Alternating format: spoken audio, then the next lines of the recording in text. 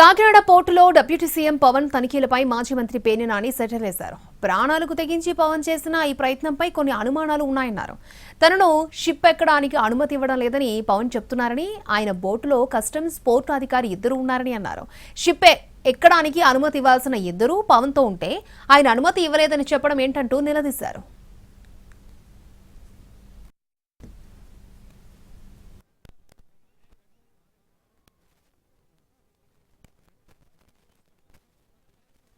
పేద ప్రజలకి ఆహారంగా వాడుకోవాల్సినటువంటి బియ్యాన్ని అక్రమంగా విదేశాలకు ఎగుమతి జరుగుతుందనే సమాచారం తెలుసుకుని ఆయన ప్రాణాలనొడ్డి సముద్రం మధ్యలోకి వెళ్లి ఒక మంచి ప్రయత్నం చేయడం మనస్ఫూర్తిగా అభినందిస్తున్నాం పవన్ కళ్యాణ్ గారిని. ఆయనది పంచాయతీరాజ్ శాఖ మంత్రి అయినప్పటికీ కూడా, ఆయన శాఖ కాకపోయినప్పటికీ కూడా ప్రజల ఆస్తి ఈ రకంగా దోపిడీ జరుగుతుందని అరికట్టడం కోసం, పట్టుకోవటం కోసం ఆయన చేసిన ప్రయత్నాన్ని ఎవరైనా అభినందించాల్సిందే. కాబట్టి ఆ ప్రయత్నంలో అనుమానాలు ఉన్నాయి, చాలా అనుమానాలు. నన్ను అసలు సముద్రంలోకి వద్దన్నారు, పోర్టు వాళ్ళు నాకు సహకరించలేదు, పోర్టు అసలు నన్ను పోర్టు వాళ్ళు లోపలికి రానివ్వలేదు, పర్మిషన్ ఇవ్వలేదు, అలాగే నాకు షిప్లోకి ఎక్కడానికి కూడా పర్మిషన్ ఇవ్వలేదు, షిప్లోకి రానివ్వలేదు అని ఆయన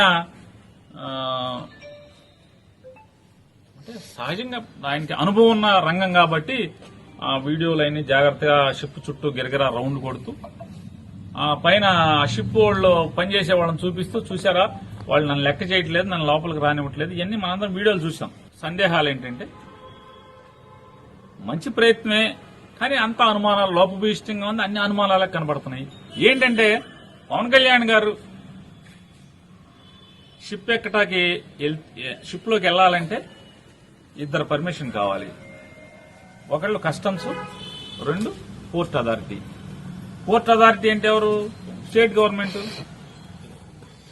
ఆ పోర్ట్ ఆఫీసర్ గారు ఆయన షిప్ లో కనపడుతున్నాడు, వీడియోలో ఆయనతో మాట్లాడుతున్నాడు.